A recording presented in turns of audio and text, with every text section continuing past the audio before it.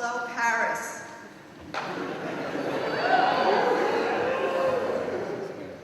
Happy Pride.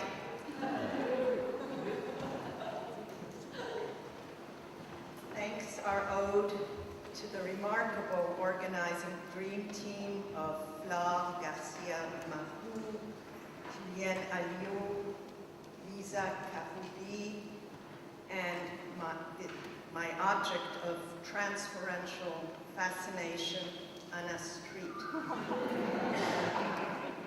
I'm indebted to Danielle Loeza for the translation you will be able to read, and to Suzanne Doppel for setting us up years ago, to Mayate for her work at the keyboard, and to Elisabeth Angel Perez, the professorial matrix of this colloque.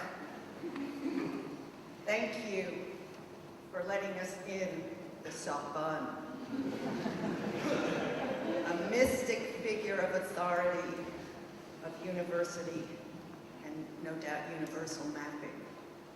Lastly, not leastly, I thank all of you for the work you do against all sorts of grains, parental supervision, no doubt, state deficits, cultural devaluating, institutional betrayal. Thank you for stepping up and presenting, for taking risks and womaning up. I say thank you and keep it coming, despite the stalls and searing solitude.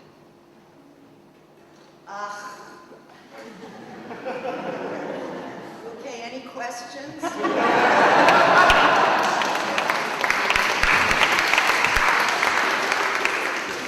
False starts. Testing one.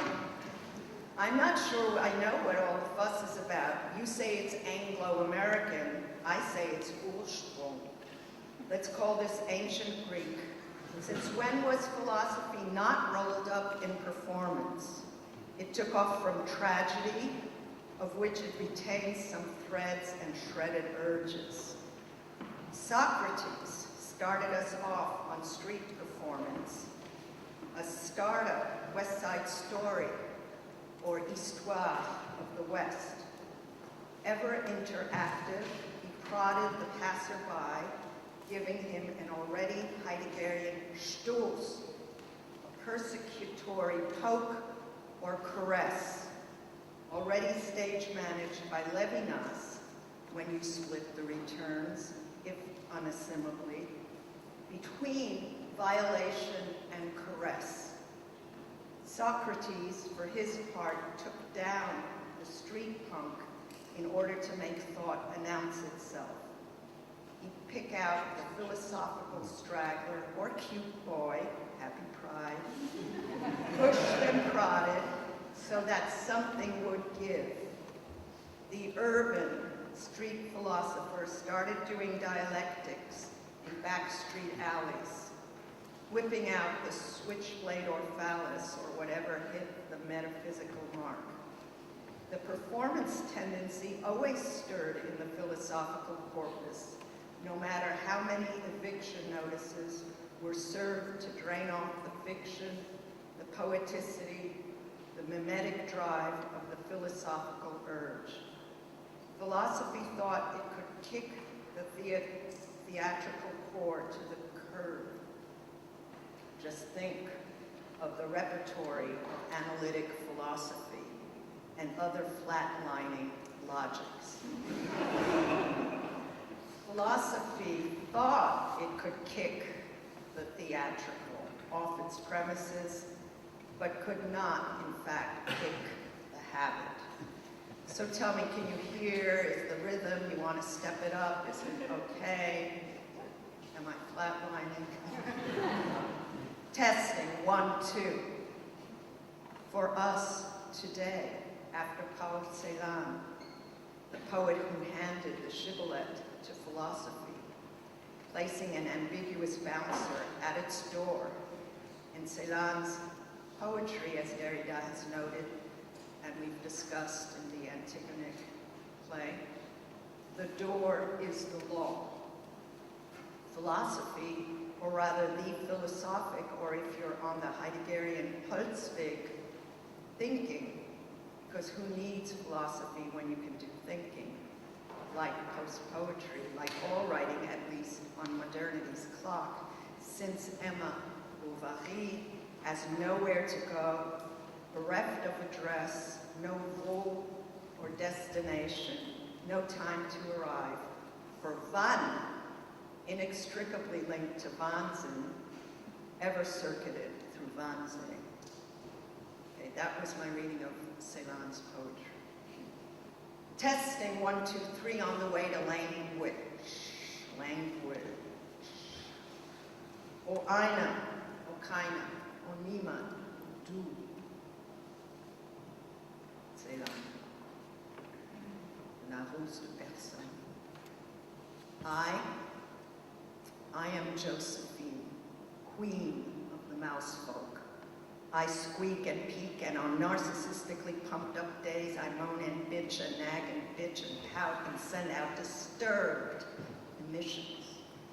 I inhabit the premises of the parasitical utterance, the bad and more degraded neighborhoods of écriture féminine.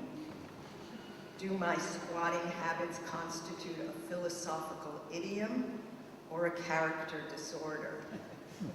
Perhaps the bad girl attitude is part of a compulsively calibrated command performance, a response to the philosophical subject. Yet, I am not an American psycho. Even if I was summoned here to play out an inclination, thank you, Anna, and predicament of the American scene, its performative urge. My days are busy. I try to make friends, develop a kinship network, day in, day out. I can do it. I can make friendship happen, despite the odds stacked against it. Once I spoke to my teacher, Derrida, about the powering up indicated by the locution, making friends. The English language has nailed it. One has to make this engagement, vow, bind the contract, to seal the deal of friendship's promissory note. Ach, I worry, worry, worry. Let's face it, among scholars, hanging onto a friend is laughably difficult, nearly impossible. It is not easy to make friends in the first place, not when one is tethered to the book, bound by its exigencies, overwritten by dead zones, held in existential lockdown day in, day out. Don't get me started. The question of whether a friend is even wanted, and if so, whether a friend is wanted dead or alive, supposing such determinations can be made at all, remains an open one, especially in our age of undead socialization. Nowadays, yes, nowadays, you are haunted even if the other proves to be more or less alive. Even the littlest people make friends, move in and out of early stages of intimacy and play, know the staggering experience of breakup. Some of us, shy and reticent, I know it doesn't show, but shy and reticent, are still frozen in time, quietly playing with dolls, our pretend friends. Am I able to have a friend, I wonder? I get attached and put together a make-believe family. At least I appear to stick to the tropologies of husbands and wives, brothers and sisters. I have matured since the days of miniature tea parties with my dolls, when I could coddle a selected stand-in for all proximate beings, a stuffed animal. Okay, I never really played with dolls, but that's another matter. They were real even then, and in some ways still are so. At one point, I must have set out to find more fleshy friendships, though I can see Nietzsche's point about the non-contemporaneity of the other, the way he alerts us to the inescapable disappearance, the dropped call of friendship. One should expect a locator malfunction when it comes to fixing the Gesprächspartner, the species of friend built up around the interlocutor as inner dream team, the friend as fantasy, as fiction of address, and tireless reader of one's exploits, inner recesses, persistent disarticulation. You want me to repeat all that, or sum up? Let's face it. On the outskirts of academic endeavor, one is commonly on one's own. I am provisionally counting out the specular colloquy and private horde of co-writers, the well-established dictators that populate one's solitude, the offshore friendship account, the secret store of cheerleaders, those who show up when you can't go on, you must go on.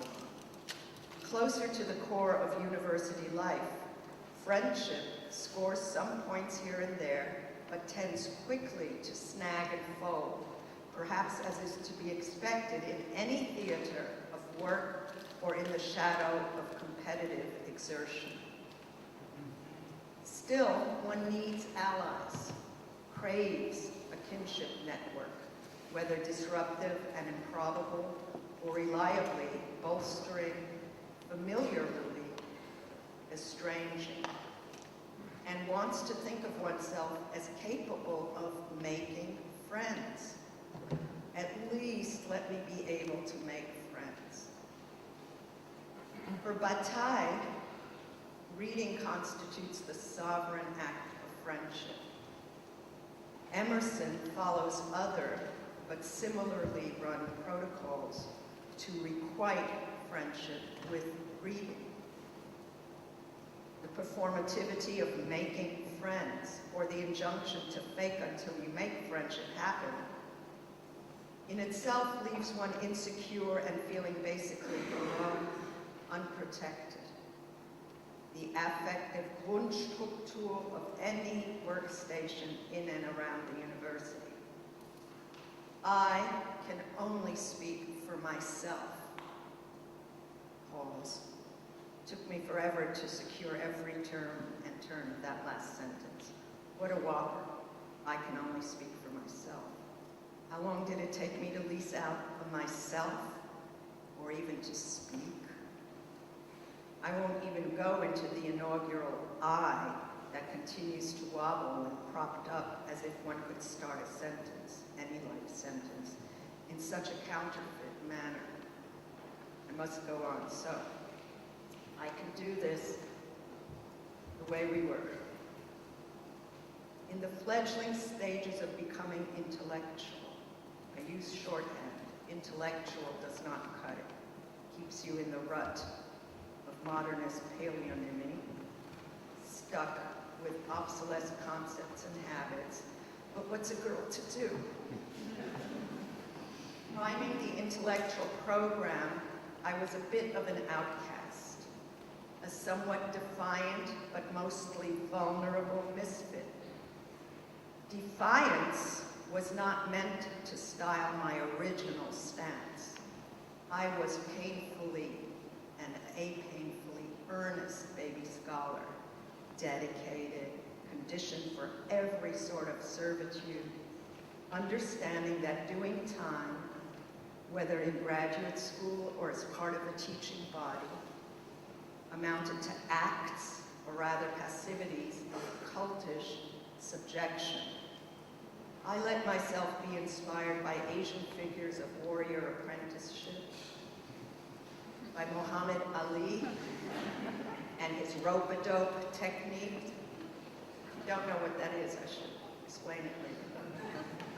By Bettina von Arnim and Emma B., who, bereft of a dress, had no one to write to, but kept it flowing until in the end for Emma, the ink flowed out of her mouth, body crashing out of the writing pad. The solitude was not icily absolute. One formed aggregates and quasi-gangs in graduate school. One could be menacing to others. That's a relationship in itself. One certainly could not afford to practice extreme forms of social isolation. Are you kidding? One needed to move in and out of sectors of the group psychology dialogue. One could regroup, fall apart, regroup, change the menu, shift ground, and regroup. I was a primal horde with Larry Rickles, but that's about it. What, did you hear whore? I was a primal horde with Larry Rickles, but that's about it.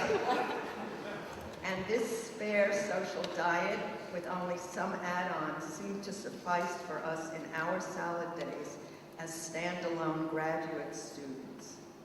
Princeton was not exactly a nurturing haven for the sassy yet anxious, horribly serious young scholar, already set for sleeplessness and off-the-chart intensities. Brimming with Kantian enthusiasm and our sick, healthy humor, we were not entirely appreciated, and I, for my part, was consistently depreciated, even though I wore tight dresses and sparkly rhinestones, always trying to look my best as I delivered papers and listened to my teachers without once retouching my lipstick during seminar. When I was revving up my engines with no sense of insurance coverage for what I was going to do and missing out on the institutional warranty, I thought I needed some allies. The point was to make some friends, set up some networks, fall into place quick. But fool, where? Even if one was pumped in those days with the narcissistic surefire sense that one could and must do it on one's own, with no pat on the ass. When they did come, they were impudent and all sorts of tensions ensued. You needed an address and number, a way of connecting to other solitudes and creating worlds. I pause as I write this. Did we really need friends in those days? I ask myself. We were such hermits, sealed into our workspaces, in touch with 18th century philosophers and a galaxy of poets. Did we even come up for air in those days? When I was a child, I used to have best friends on a steady rotation, though I was the loyal one. In a Nietzschean way of questioning, one must wonder, when did the need for friendship arise, and what ends did such a need serve? I can't count out the hypothesis that actually I must have needed friends. The fictional prop of friendship's aliases, desperately, really desperately, or not at all, I still can't tell. I try not to be a psycho, and so grab on to somewhat acceptable forms of sociality. Family was a bust, school, school, a penitentiary culture, and scene of blunting, unremitting cruelty. My love for this or that teacher remained, for the most part, unrequited. Among the spectacularly messianic teaching corps, I was nearly nobody's pet. Friends could turn around the undeflectable losing streak, I told myself. Some of my friendships, I admit, were hitchhikers on the death drive. They frazzled my nerves and wore me down, hitting me in the sensitive parts of my Gewaltenheit. Very sensitive.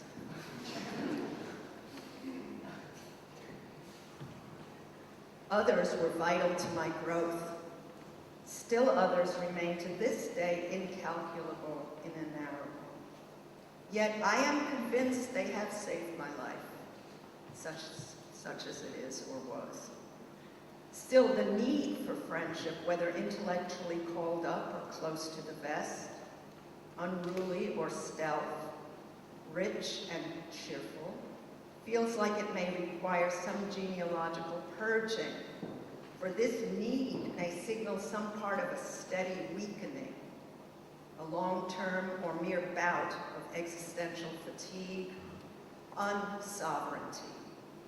When King Richard II gives in to his takedown, he laments, "I live with bread like you, feel want, taste, grief, need friends. Subjected thus, how can you say to me, I am a king?" Lodged between grief and subjection, coming on the heels of hunger and want, the king, unhinged, admits to being in need of friends, thus twice over losing his title, of which the play's title has already shorn him. Shakespeare has declined to name the play King Richard II, and the failure to use this title is addressed within the dramatic unfolding as a grave fault, a mark of sovereign faltering. Finding oneself in need of friends is often delineated in Shakespeare as the default position of something like psychic stability, and the needy are ever on the way to meeting the same destiny as Hamlet's BFFs, sent to their death. As Freud reminds us, despite Hamlet's supposed paralysis, despite his legendary indecisiveness and world historical stall, Prince Hamlet still sends his friends to hell. Blowing off friendship, he powers up and goes into action on a killing spree.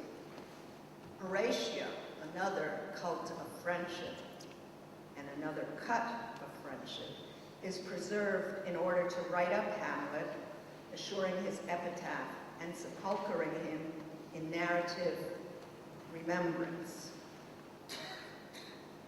Don't forget that in Hamlet it said always, "Thou art a scholar, Horatio." So we're linked in some crypt to Horatio.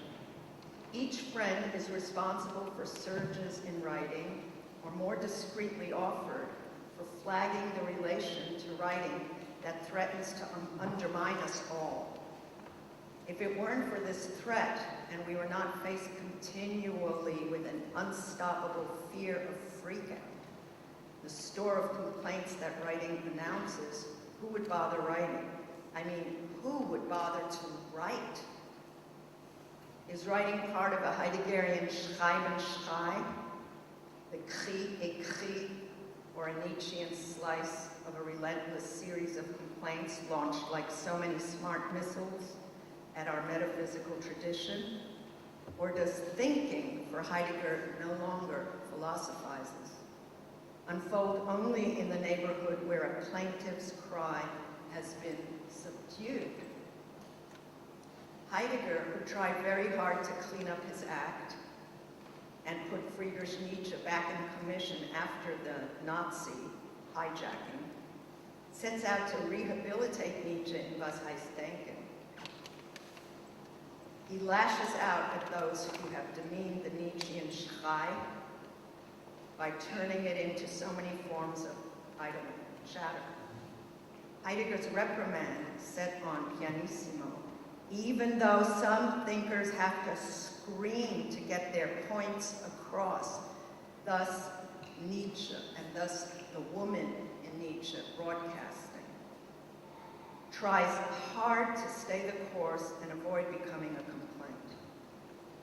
Heidegger explicitly resists high decibels, what Freud calls in The End of Civilization, the überlaut clamor of certain claims. This from the guy who put the death drive on mute. So Freud is too loud and also capable of tracking and staging and performing mute. If one turned up the volume in what is called thinking, it would be difficult to ascertain whether Heidegger were not in fact issuing a complaint, grumbling, or even given to quasi-rants. But this description amounts to a distortion, possibly part of a theoretical projection that wants desperately to hear the querulous grumble, a breakup of troubled silence. Sometimes the thinking woman's complaint is nothing but a matter of tone, notoriously difficult to fix or stabilize or justify for the purpose of conceptual runs and determinations. Derrida ran up against the limit case of tone in philosophy when tapping different registers of meaning in Kant's work, a set of concerns relayed forward in our neighborhood today.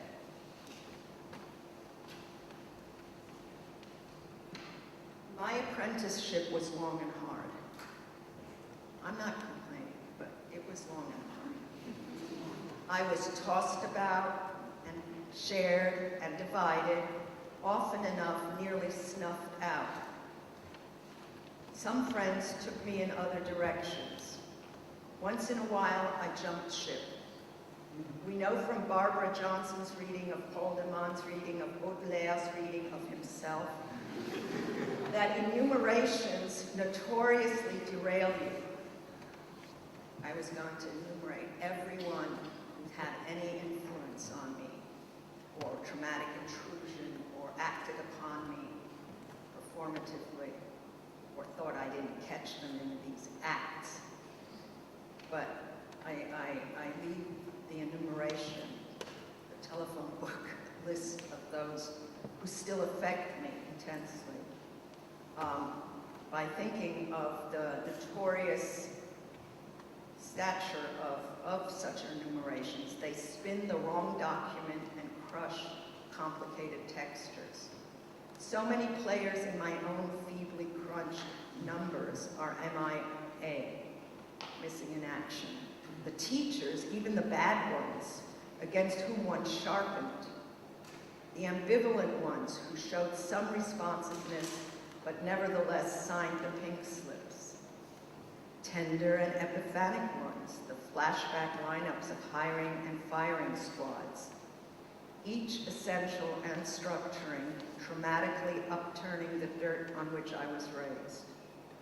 Certain names come up, and I make a grab for them. Cixous once asked that we reflect on what it means to use proper names in this way, tagging our belonging or way with language when we add names to our work field. If you're close to Ceylon, much of the relay remains anonymous. It often looks like I am a hysterical spiller, I fear. I come from a blended family, a no man's land flagged by shared custody of lost and forgotten causes.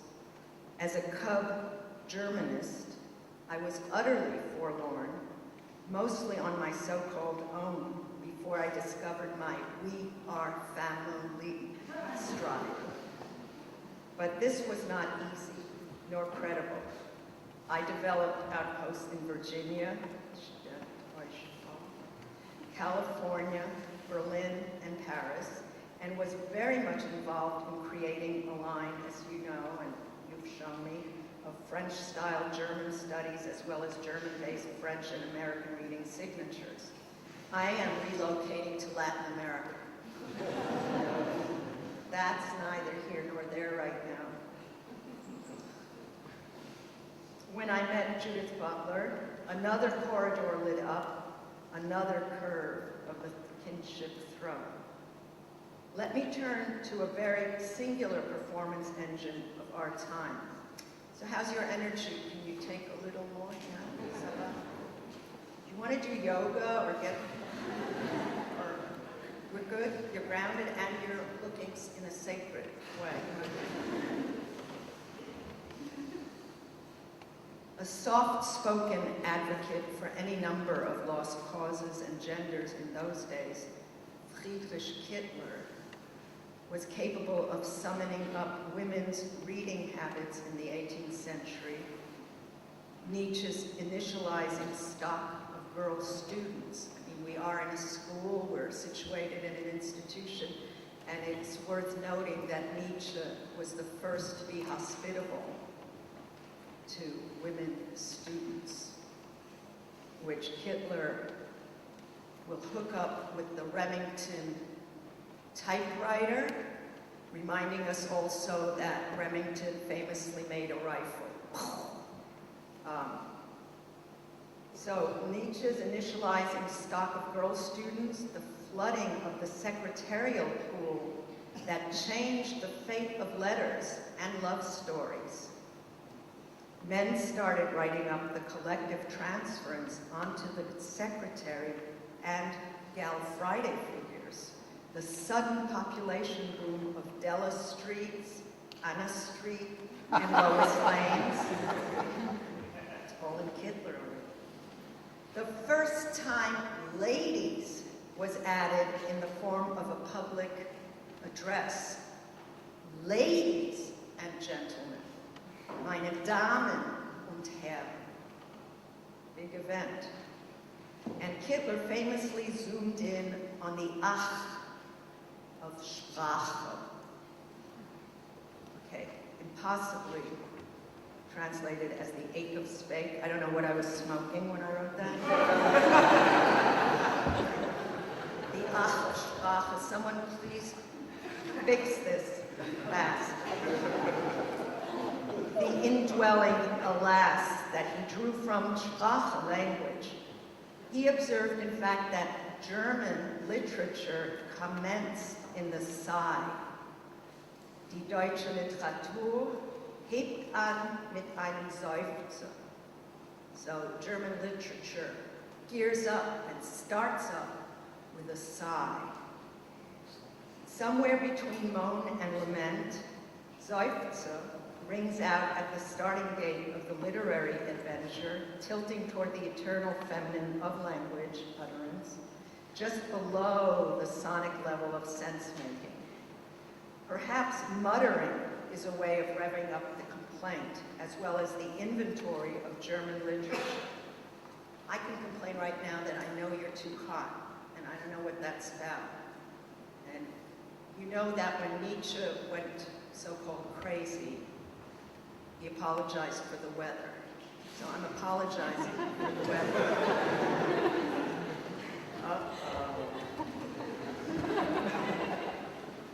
So, you know what muttering means, in a sense. It also has mutterig in there. I don't know what's happening. The heat is getting to me. All right, so, is one addressing oneself a split-off part or simply falling chronically short of a proper address when muttering to oneself, following the covert boomerang trajectory of the whimpered shortfall? Yet this is how Goethe has Faust start off, when he opens the scene of the modern German language, the startup fund of German literature. Habe nun ach, Philosophie, and so forth, mutters Faust. The scene opens on a complaint, just as Werther enfolded the right to complain as one of the principal themes of the Sturm und Drang suicide novels. So for Werther, it's a right, one of the great human rights to complain.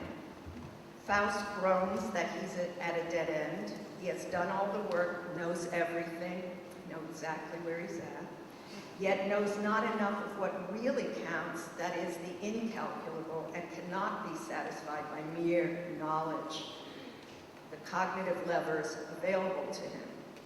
Nor can he be expected to keep himself in a restricted Kantian zone of no ability.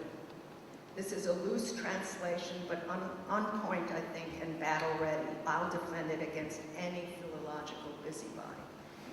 Faust, breakthrough work of German modernity, comes online with a hysterics wish for more. Many of us remember the Freudian joke that asks, it's not a joke for some of us, what's the difference between a hysteric and an obsessional neurotic? Do you know it? Does anyone know it? Does anyone want to say it? Okay, be that way. The hysteric says, is that all there is?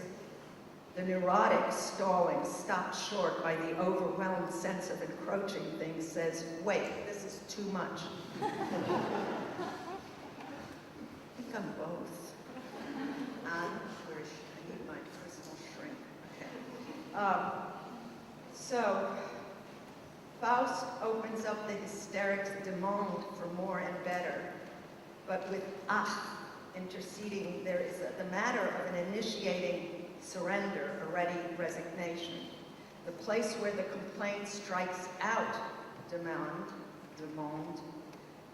One can unpack this to show how on another register the complaint serves notice to the analyst, functions as the psychoanalyst's defeat, erasing the demande, an intrigue for which analysis, according to Dufourmantelle, must pay back all sorts of psychic loans.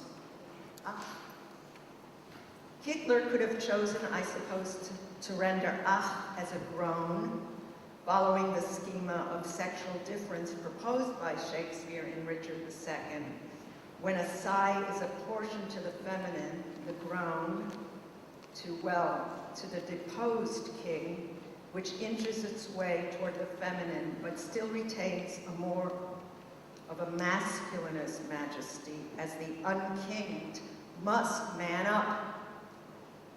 As the king takes leave of his queen, each repairing to a different type of banishment, he coaxes the separation. Go, count thy way with sighs, I mine with groans. The shaky difference between sigh and groan is the only remnant of sovereign decision, a sonic signature anterior to language, landing somewhere in the vicinity of Shakespeare's famous "The rest is silence," but not quite unheard of without respite. The sigh that initiates German literature grew up in the neighborhood of the swoon. There's a whole critical body of work on the swoon and what it means to faint in literature.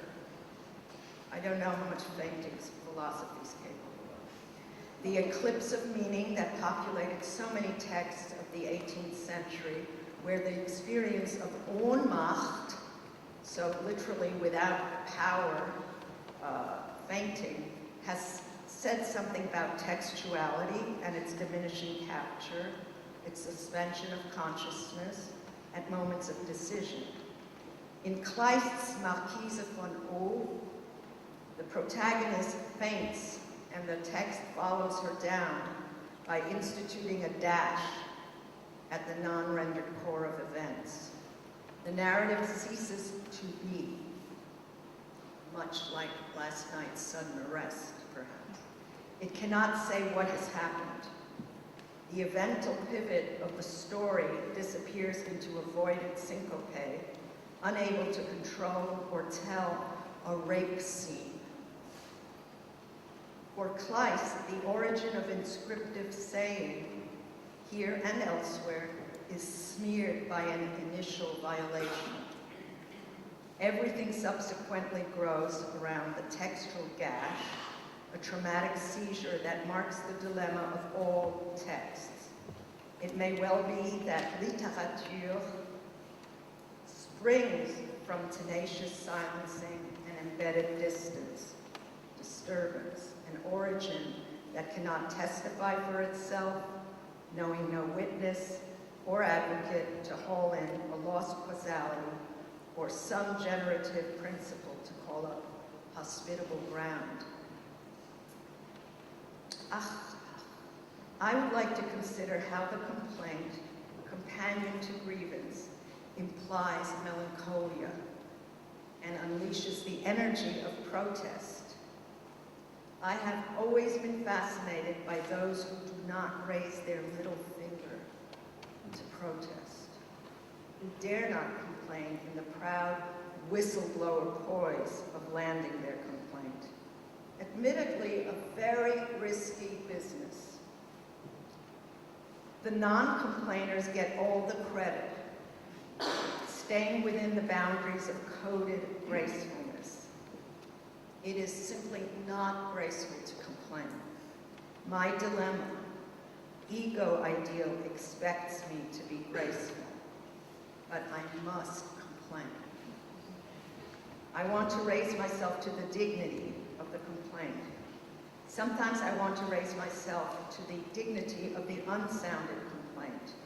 It would be more comfortable to pull back, stop howling, go soft and compliant. Though compliancy, as Phyllis Wheatley, poet of slavery's wreckage, has taught us, also bunks with the complaint, following a syntax of holding back and breaking rhyme. This is Jerome who told me this. One never complains to the right person. On se plaint jamais à la bonne personne. Believe me, I know. It's like in those horror films where they go to complain to someone and that one is the monster. Just he's gonna get it, right? I would say that each work, according to scales of very unique deliberation and consequence, with distinct backdrop and sound system, registers a complaint. Let us constellate a hearing for these most persuasive complaints and plaintiffs and consult the grievance that they filed separately in non-contemporaneous simultaneity. Can someone tell me what time it is?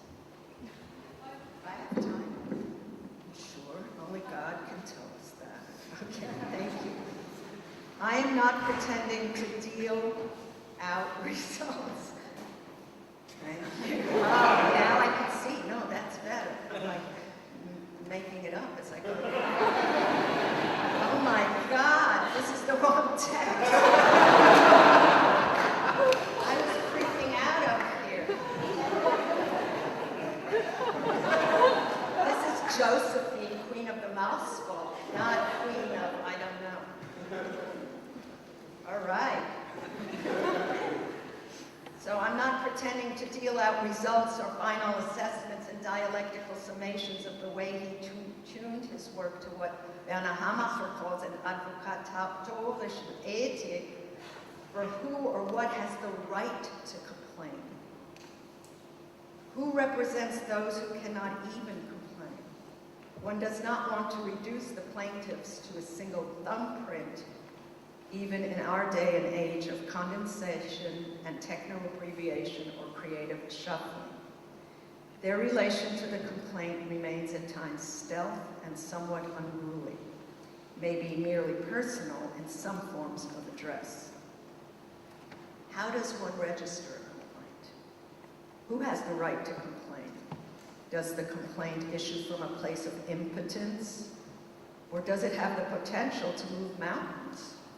Or more scaled down, can it arrive at any destination whatsoever? Perhaps this complaint serves as an utterance reserved for minoritized stances or diminishments.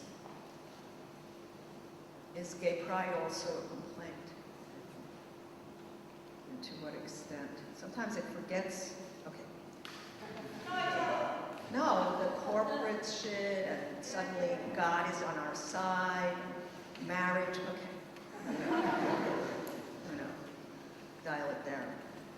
Or are the humbled precisely banned from complaining? Oh, and military service? This is what we're fighting for? Okay. Or are the humbled precisely banned from complaining, raising objections? Does authority deign to complain? And can power dispense with the urge to complain? Stop complaining, woman, loops through internal sound systems, misogynist and unhinging. Do real men complain? Or is the complaint not radically incompatible with the worldly thrusts of any lean, mean fighting machine? What about the silent complaint?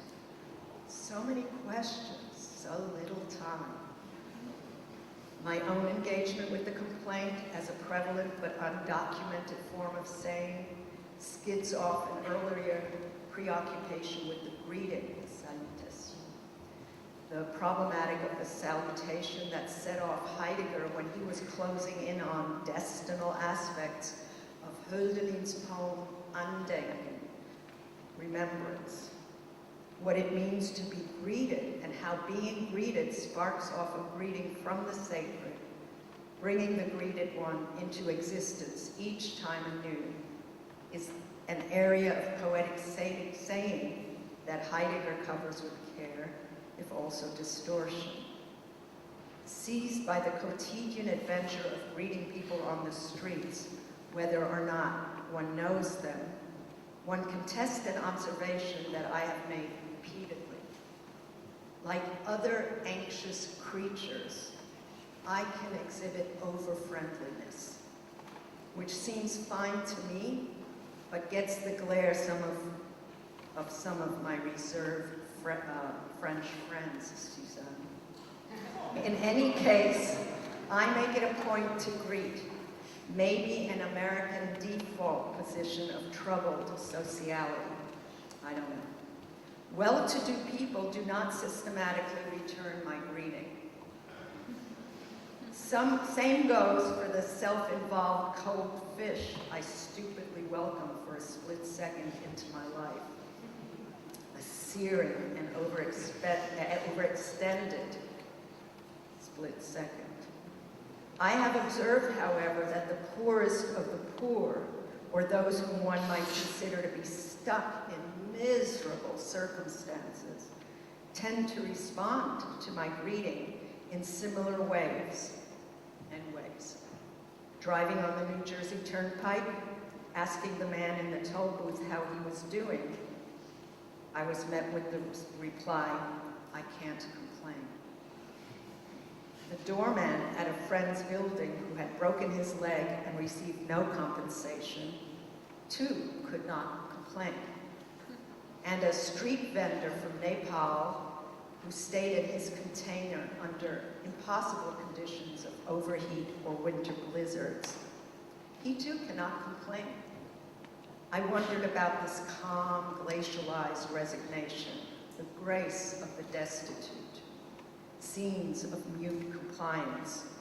Close to this experience, but matching it elsewhere, my friend Peter, elegant and close to the best of all manner of things, used to say, don't complain, don't explain. It's the stiff upper lip thing, reticent and pulled together, entirely in keeping with his Irish-British demeanor. The absence of a complaint is a noteworthy event. My brother tells me that Samoan passengers were flown in abject circumstances, unair-conditioned, unfed, at a series of uns, here to minimal comfort, for which so-called first-worlders would clamor, issue threats, emitting from a place of entitlement, and not at all wrong to expect basic material forms of solace while flying. Not one passenger raised an objection, pressed for attention or accommodation. Not a peep. Silence, nearing the quiet buzz of erratic still shots, pervaded the plane. Let me break the description to raise a protest here. Graceless Klage, I am thinking, I am puzzling. Soon the question must be faced of the relation of thinking to complaining. I apply for a permit for writing a provisional tract. Was heißt sich beschweren? What is called complaining, as the twin other to what is called thinking? How does the complaint behave as a call? I know, Heidegger would not tolerate the insinuation of the sich in the place of address. Even if I were to shift over to sich beklagen, the loftier locution as these things go. So to lament. How's everyone's energy? I'm glad you're doing well. Still, the queer adversity of a Heideggerian insert stalls us here and teaches something. Heidegger might be the anti-complainer in tone and mood, even though he bulked up on stores of Zalga. Part of the Greco-Christian stance may well have been to break or mask the complaining reversion of being, thinking inclined toward thanking. Denkers and dunkers, thinkers and thankers do not complain. Unless your name is Nietzsche, and you can do both at once, will to power style. Nietzsche and Dostoevsky would say that Christ on the cross is one searing complaint tossed out into history. Thank you, Yahweh, but this remains a matter for speculative theology. To put it in condensed form, perhaps too readably pitched, one could say, riffing off Jean-Luc Nancy, that the Christian demeanor is styled to praise, to offer praise and song to creation, thus strategically suited to drop the call of complaint, for which Jeremiah serves as standout figure. In this regard, and following the protocols of reading such a claim with care and caution, let me apologize immediately and seriously for the drive-by and the way I'm throwing some of these contentions in reverse. I apologize for apologizing, as if we wanted to advance, assuming such a thing to be possible. Okay, enough. Christian praise persists as the repression of the Jewish complaint. Both modes of address say something about the way we falter and fail to find an address, yet are tuned and turned toward the lamentable or praiseworthy other. Each stands forgetting and repealing the one from which it emerges and to which it must return. Here's how I see it. Jesus of Nazareth had a quota of one complaint, delivered the night before the cross. Yet the schema of assigning grammars of praise and complaint, not mine, mind you, but culturally imprinted, breaks over the rock of exaggerated simplicity.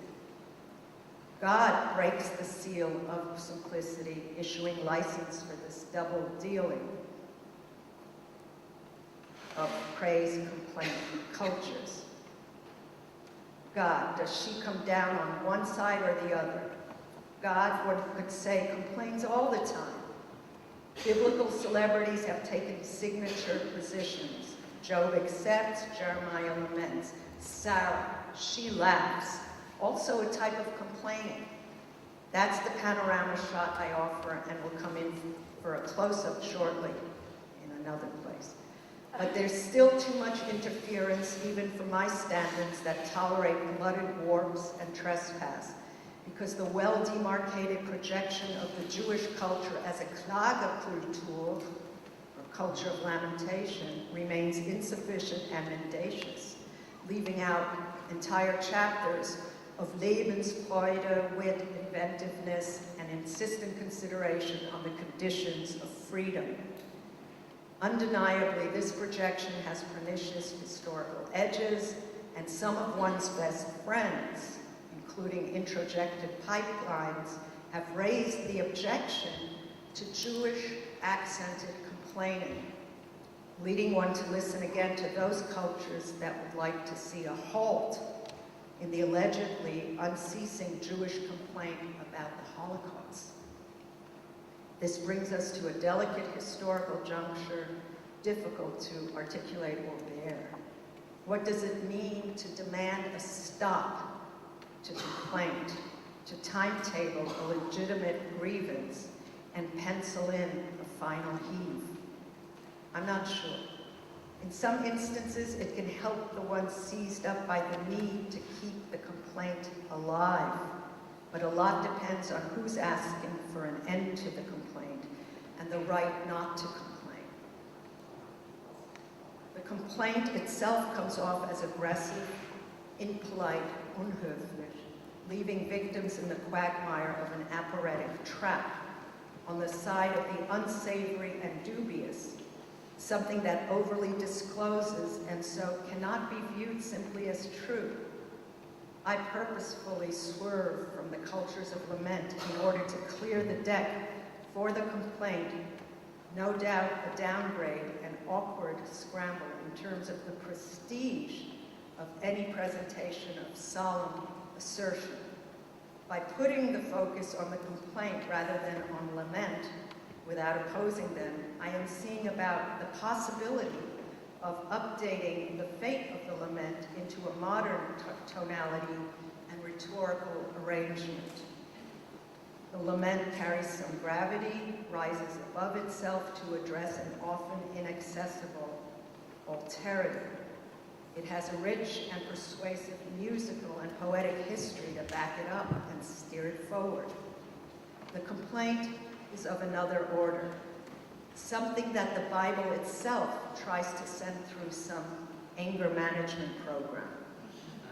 Dropped off to fend for itself without transcendental imprinting or ontotheological breeding, the complaint bears a tinny-tiny voice, peeps up whiny and shrill, secondary in the lineup of contestatory uprisings that language has hosted, pushed to the back row of challenging syntactical maneuvers. The lament, as Hamacher points out, stands a paradoxical ground, for it wants its own abolition, hoping to stamp itself out. The lament cries, I want an end to this suffering. Okay. Thank you, Heidegger.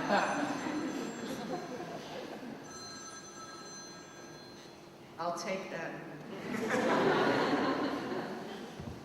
So I'm skipping because that intrusion means something to me. And I'm gonna. The victim in de Sade, the victims, they have no right to complain. Complaining would annoy the dominators, who themselves flaunt the right not to complain. Why would they indulge or omit a complaint? My writing in some ways feeds one big complaint. I recruit to this inflection or description the way Derrida picks up on Heidegger's Schreiben Schrei, the Cri et Cri, a micro-event that I can't seem to shake. I'm healing myself of this complaint. The plaint's intensities have significantly subsided. I return to the friend in order to wrap. For Aristotle, the friend's lapse and lag in terms of timed responsiveness are grounds for termination. You know, if your friend doesn't call you when they say they will, they're out. That's a translation of Aristotle, and more or less the case. For me, it all depends on how you clock in, and since I live in dog time, while others appear to exist in the squeezed temporal frenzy of a fly, we naturally come to blows. My abandonment issues are by now well documented, if not very unique. This human condition may correspond to the very nature of abandonment. One is left hanging, alone. I mean, as Benjamin says in his essay on Kraus and the Die Verlassenen, apropos of the figures on Greek vases, coldly abandoned. So, not very unique, my total war with abandonment. Still, one feels very unique when left on one's own, like an idiot, even on the subway platform, or holding one's phone in one's hand like a phantom dick, waiting for a call. One is left waiting on edge, waiting for the walled-in silence to crumble. This glimpse at my catalog of complaining in a minor key may seem trifling indeed, subjective and contingent. I don't usually succumb to subjective. I will let that slide for now, if only for the purpose of delivering a drop of provisionally minted sense. The complaint of abandonment is world historical, even if it dwindles down to focusing a solitary figure on the subway platform. It rings an ancient bell, a death knell prior to any resurrection. Such a scene has everything to do with the call to which you have answered before you could even speak. It may have been a stray call. As finite being, you have answered the call. If you are a Kafka baby, you are set even to answer the call not meant for you. Or you find yourself one day, maybe on your birthday, called up by a jamming device that lands you in a godforsaken castle territory. An architectural aggregate that shows up as someone else's housing project. Not even the house of being, languageless. Now, OMG, I have to wonder if the complaint I have exposed, bordering on an unabating program of whines and bitches, does not constitute the most prevalent and essential evental instances on the ontological scale of things. Why have you not called? Judy, I'm talking to you. This question, the customized Schrei und Schrei, to which I subscribe, has hounded me from book one.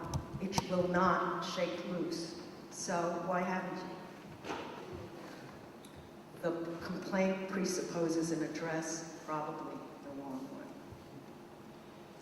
In conclusion, I say that any good Nietzschean would comprehend by now that at least two valences uphold the complaint. Even a bad Nietzschean must concede this point. There's good complaining and bad complaining, a noble and a decadent complaint. These can be further fissured around Freudian switch. Grinding down on world can come from a place of weakness, wearing away any vitality that life has to offer, whining to exhaustion, shutting down responsiveness regardless of the push-off point from referential injury. On the other hand, following the lineage of Nietzsche's noble traitor, one could imagine the bold complainers who muster up courage to say what wrongs are being in common and light up the bright sense of justice, who risk incivility in the name of civility, taking to the trans-feminist lookout post, the up-in-your-face act-uppers, and those who take to the streets advocate life's capacity to power up and adjust vivaciously. These opposing stances of complaint collapse into and support each other, contaminate, and cross over into the fields of their poetic history to back it up and steer it forward. The complaint is of another order. Been there, done that. I kind of got lost here. I refrain from saying that the constant whiner is not the noble, the most noble, even though we culturally pitch against all forms of ingratitude, no matter how dire the conditions are from which they siren up. This is where Nietzsche comes in strongly, for the weak may mask the strongest perspectives, covering over the most powerful dispositions, whereas the seemingly strong use props of mendacity to accomplish their takeovers. Can the complaint reinforce advocacy for righteousness in the strong, good Nietzschean sense allotted to things, or conversely, but not absolutely, to what extent does the milieu and mark of complaint deplete and extinguish any bump of breakthrough joy?